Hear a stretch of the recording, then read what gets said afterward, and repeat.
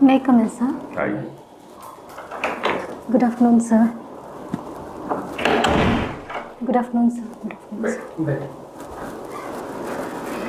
निशा जी, Yes, sir. अपने बारे में कुछ बताइए। सर, मेरा नाम निशा वर्मा है। मैं रोहतास ज़िले से हूँ। मैंने अपनी 10th की पढ़ाई रमा रानी जैन गर्ल्स हाई स्कूल से पूरी की है और मैंने अपनी 12th और ग्रेजुएशन साइंस से मैंने अपने ही शहर के जवाहरलाल नेहरू कॉलेज से पूरी की है सर। Very good. आप तो हिस्ट्री के स्टूडेंट हैं। Yes sir. कि हिस्ट्री आपने ऑप्शनल लिया हुआ है? सर, मैंने हिस्ट्री ऑप्शनल लिया था। ठीक है।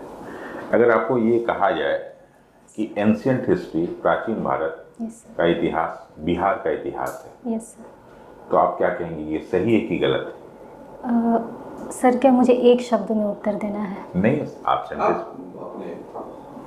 सर, जैसा कि हम देखते हैं सिंधु घाटी सभ्यता के बाद जो प्रथम नगरीकरण माना जाता है, उसके बाद जो द्वितीय नगरीकरण का काल था वो मगध की तरफ शिफ्ट हो गया था, यानी बिहार के क्षेत्र में शिफ्ट हो गया था और यहीं से द्वितीय नगरीकरण की शुरुआत हुई, क्योंकि यहाँ पर वैसे संसाधन थे और यहीं पर साम्राज्य का निर्माण हुआ। माना जाता है कि जो प्रथम साम्राज्य है उसका निर्माण यहीं पर हुआ, बिहार के क्षेत्र में हुआ। और जो प्राचीन भारत का इतिहास है वो लगभग बहुत लंबे समय तक, सदियों तक इसी क्षेत्र के आसपास घूमता रहा। तो हम ऐसा कह सकते हैं सर कि बिहार का इतिहास और प्राचीन भारत का इतिहास समान है। Very good. आप पढ़ाती भी हैं? Yes sir. तो आपका जो पढ़ाने की जो ये एक्सपीरियंस है उसका आप प्रशासनिक सेवा में किस प्रकार उपयोग करेंगे?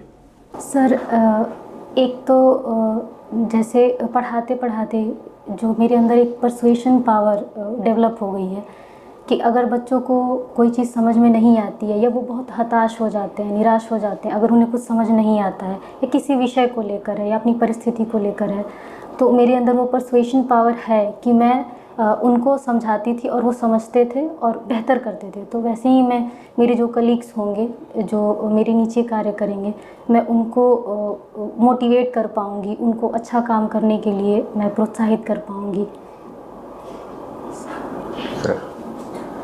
अभी इजराइल और हमास का संघर्ष चल रहा है, इस पर कुछ बताइए। सर, अभी जैसे इजराइल और फ़लस्तीन के बीच काफ़ी वर्षों से जो धर्म और ज़मीन को लेकर के जो विवाद है, उसी के तहत हमास एक गुट है। जैसे कि जो फ़लस्तीन है वो दो भागों में बटा हुआ है। पश्चिमी हिस्से में है गाज़ा पट्टी और पूर्वी हिस्से में उसको वेस्ट बैंक कहा जाता है। तो जो वहाँ की एक पार्टी थी फ़लस्तीन की, वो दो गुटों में बटी हुई है, एक को नरम गुट और दूसरे को गरम गुट कहा जाता है। तो जो गरम गुट है वो हमास कहा जाता है और हमास के द्वारा ही जल, थल और वायु तीनों तरफ से इजराइल के ऊपर हमला किया गया है, क्योंकि हमास इजराइल को एक देश के रूप में मान्यता अभी भी नहीं देता है। तो सर, यही अभी विवाद चल रहा और इसी के तहत अभी एक युद्ध छिड़ा हुआ है दोनों देशों, इन दोनों राष्ट्रों के बीच। सर, इस प्रॉब्लम का आपके दृष्टिकोण से देखा जाएगा, मतलब अगर आपसे सलाह मांगी जाए कि क्या सॉल्यूशन हो सकता है इस पूरे विवाद का, तो ऐसे क्या आप सलाह देना चाहेंगे कि जिससे कि आपको लगता है कि शॉर्ट टर्म में तो नहीं लेकिन लॉन्ग टर्म में ही सही इस प्रॉब्लम का सॉल्यूशन निकल आएगा? सर, जहाँ तक मैंने पढ़ा है इस इशू को, तो मैंने ये देखा है कि इजराइल हमेशा से ही एक हार्ड लाइनर जो डिप्लोमेसी है या पॉलिटिक्स है वो फ़लस्तीन के प्रति उसने रखा हुआ है। तो हम हमेशा गन लेकर के तैयार नहीं रह सकते हैं। तो मुझे ऐसा लगता है कि अगर इजराइल एक सॉफ्ट पावर के तहत सॉफ्ट तरीके से बातचीत करके एक टेबल पर अगर इस मुद्दे को सुलझाए तो निश्चित तौर पर इसका समाधान निकलेगा। सर, ये तो इजराइल के लिए सलाह हो गई। फ़लस्तीन के लिए क्या सलाह है आपकी?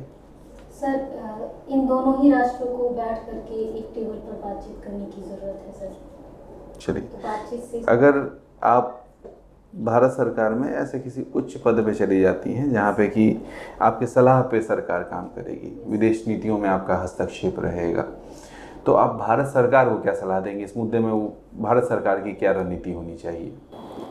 सर एक तो मेरी ये सलाह रहेगी कि हमें हमेशा ही जो टेररिज्म है उसको कंडेम करना है, क्योंकि भारत बहुत लंबे समय तक इससे प्रभावित रहा है और आज भी है।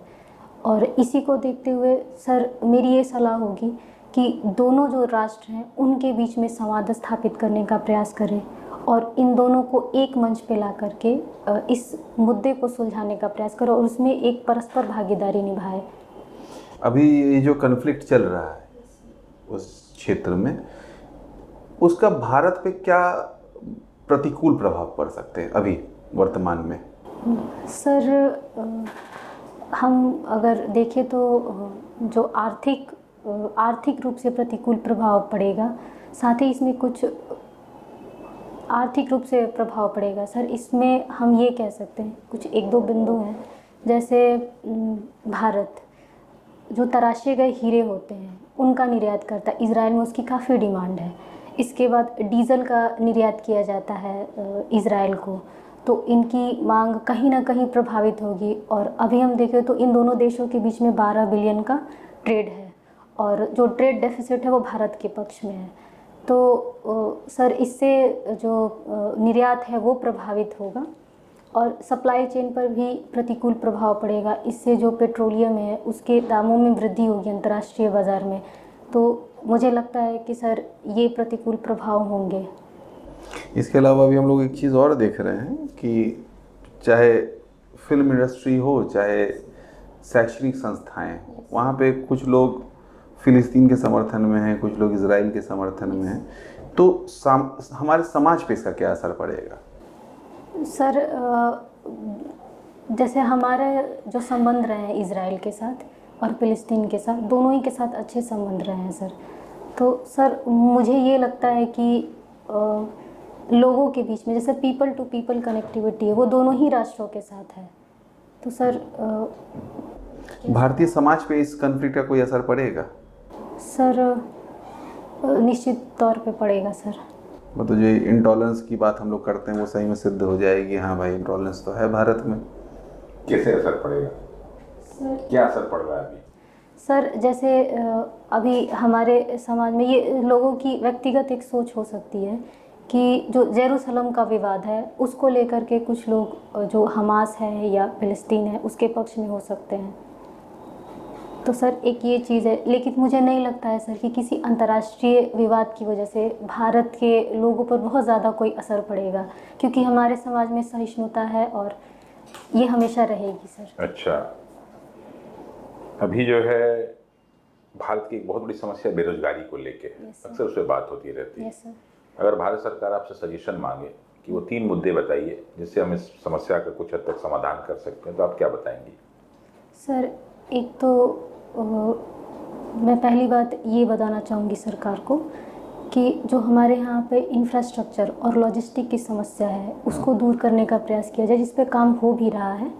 दूसरी चीज़ मेरी ये सलाह होगी कि जो MSME इंडस्ट्री है उसको ज़्यादा से ज़्यादा इंसेंटिव दे करके उसको प्रोत्साहित किया जाए, और जो स्थानीय उद्योग हैं जो लोग अपने घरों में एक कुटीर उद्योग के रूप में उसको विकसित करते हैं उसको इंसेंटिव दे करके प्रोत्साहित किया जाए ताकि वो धीरे धीरे MSME के अंदर आ जाए।